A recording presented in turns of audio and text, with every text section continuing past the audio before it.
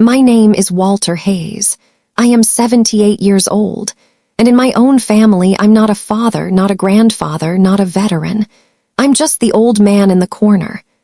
At my grandson's birthday last month, they had a long table covered with balloons, cake, bright little name cards at every seat except mine. I was given a folding chair by the kitchen door, balancing a paper plate on my lap. I heard my daughter-in-law whisper, "Why do we even keep inviting him? He doesn't add anything. He just sits there." And my son replied, "Dad's told those Vietnam stories so many times he probably believes them. But it was 50 years ago. Nobody cares." Nobody cares, that's what they think. My granddaughter once turned her phone on me live on TikTok. She laughed as thousands of strangers watched. "Look, Grandpa thinks he's a hero, but he can't even unlock an iPhone. Do you know what it feels like to have your whole life dismissed in 30 seconds by your own blood?" I didn't shout. I didn't defend myself. Silence is my answer because I know something they don't. On my dresser sits a flag, folded into a perfect triangle. To them, it's just fabric. To me, it's 42 lives that didn't end in a jungle in 1968. For 50 years, I carried that secret quietly. Classified files, forgotten missions, names that never made the papers. I let them think I was nobody because honor doesn't need an audience. But here's my belief. Disrespect may be loud, but truth is louder when the time finally comes. And soon, in front of every single one of them, the truth about who I really am will rise. And when it does, they will never look at me the same way again. Disrespect doesn't crash down like thunder. It drips, slowly, like poison in a glass of water. Everyday moments remind me of where my family thinks I belong. At Sunday dinner, the table was full, voices loud with laughter. I walked in carrying the salad, only to find no chair left for me. My son looked up, annoyed. "Dad, just grab a stool from the garage." So I ate hunched over, my plate on my knees like a guest in the home I helped pay for. A few nights later, I overheard my daughter-in-law. "He's too much work. We should think about a nursing home. At least there, someone gets paid to listen to his stories." They didn't know I was standing in the hallway, or maybe they knew and didn't care. Here's what I believe. Sending someone away doesn't erase their story. It just proves you never valued it in the first place. Then came the envelope.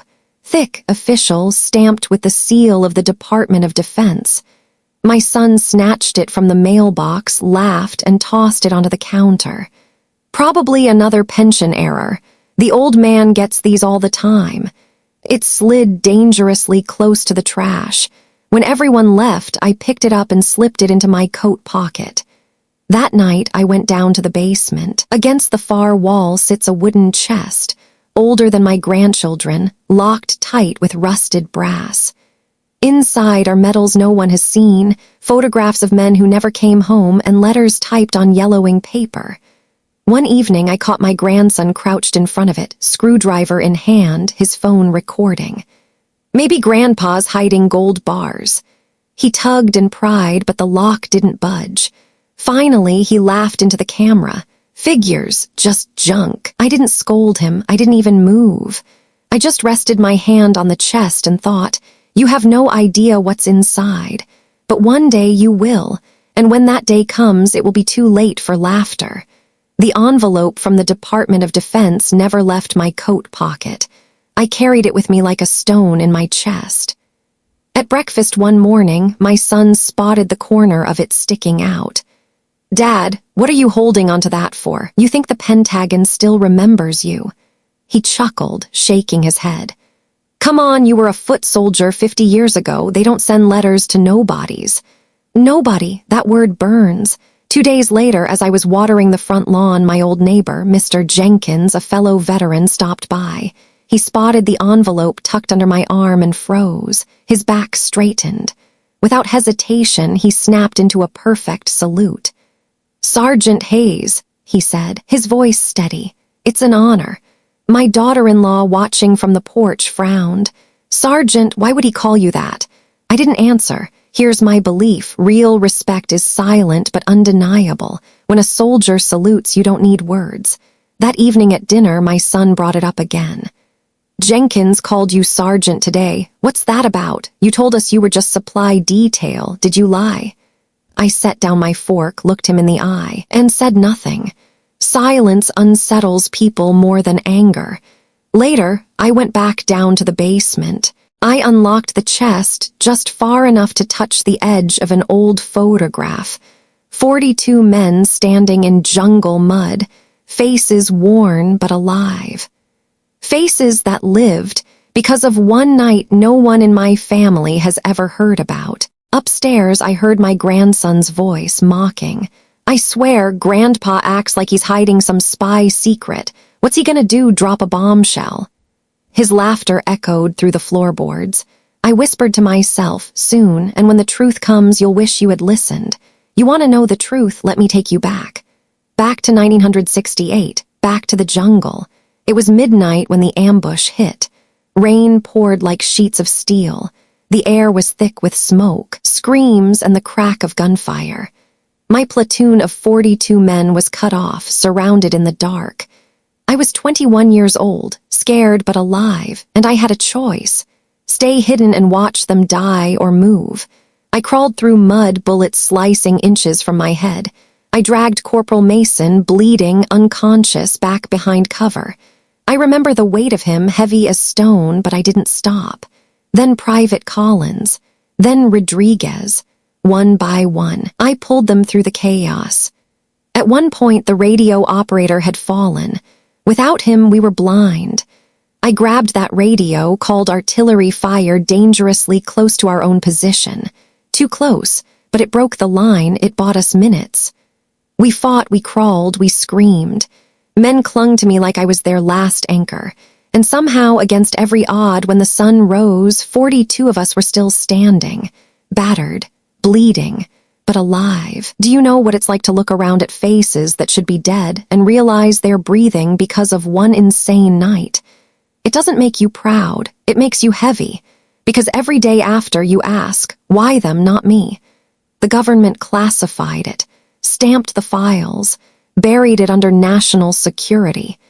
And so I carried the silence, year after year, letting my own family believe I was nobody. But silence doesn't erase history, and history always waits for the day it's uncovered. It was supposed to be just another family gathering, a cousin's graduation party. Everyone dressed up, wine glasses clinking, laughter spilling across the lawn. I took a seat quietly near the back, flag pin on my lapel, the same one I've worn for decades. My grandson spotted it. He grinned, pulled out his phone, and called across the crowd. Look, Grandpa still thinks he's Captain America. Guys, you know what he really did in Vietnam? Cleaned boots and peeled potatoes. The guests laughed, some uncomfortably, others out loud. My son didn't stop him. My daughter-in-law smirked into her glass. I sat there, still as stone, while the sound of their laughter echoed in my ears. And in that moment, I understood something. Family can wound deeper than any enemy bullet. Here's my belief. Humiliation doesn't shrink you. It shrinks the people who deliver it, but they'll never see it that way. I stood, buttoned my old jacket, and walked out. No words, no anger, just silence heavier than their mockery. Inside, they kept laughing. Outside, I lifted my eyes to the sky and whispered, one day they'll understand. One day, silence will no longer protect them from the truth. The funeral was for one of the last men who had stood beside me in the jungle. My son groaned as he drove me there. Dad, it's just another veteran funeral. Say a prayer, shake a hand, and let's go. Don't make a big deal. But the moment we stepped inside the chapel, their faces changed. This wasn't just a handful of old soldiers in worn jackets. The pews were lined with uniforms, rows of young cadets, decorated officers, even generals with stars on their shoulders.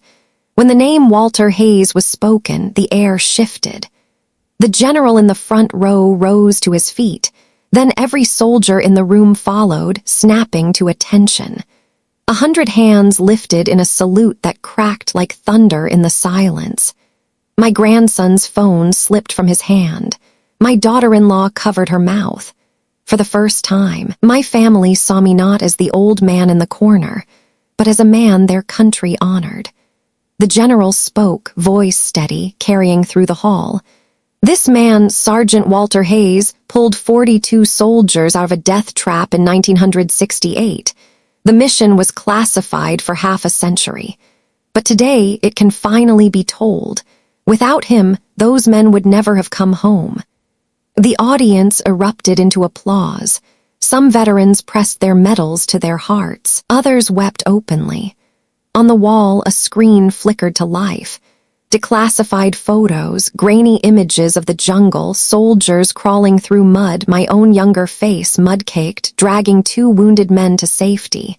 Gasps filled the room. My family sat frozen.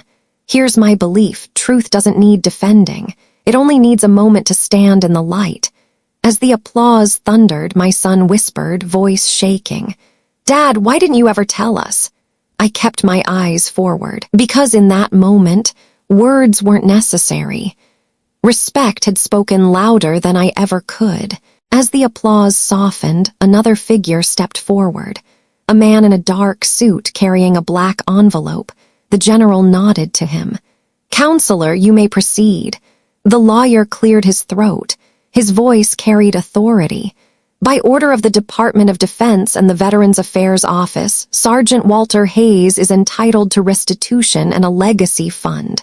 These accounts have been accruing interest for decades." He placed the envelope in my hands. Today, that fund totals over $7 million. Gasps shot through the chapel. My daughter-in-law nearly dropped her purse. My son's face drained pale. They had dismissed me as a burden, and now they stared at me like a winning lottery ticket. I didn't even open the envelope. Instead, I looked at them and spoke clearly so no one would mistake my words. Money fades. Respect is the only currency that lasts. Then I turned to the lawyer and added, "The fund will not go to my family. It will become the 42 Scholarship Foundation, for children of fallen soldiers named for the 42 lives I carried out of the jungle." The lawyer nodded. The general saluted. The crowd erupted once more. My family, silent, shaken, because in one moment they lost both the illusion of superiority and the fortune they thought they'd inherit. Back at the house that night, the silence was heavier than all the years of mockery. My son stood in front of me, his voice breaking. "Dad, we pushed you aside. We mocked you. We treated you like nothing. I am so sorry." I handed him the triangular flag, edges worn from my hands. "This isn't cloth," I said softly. "It's 42 lives, never forget that."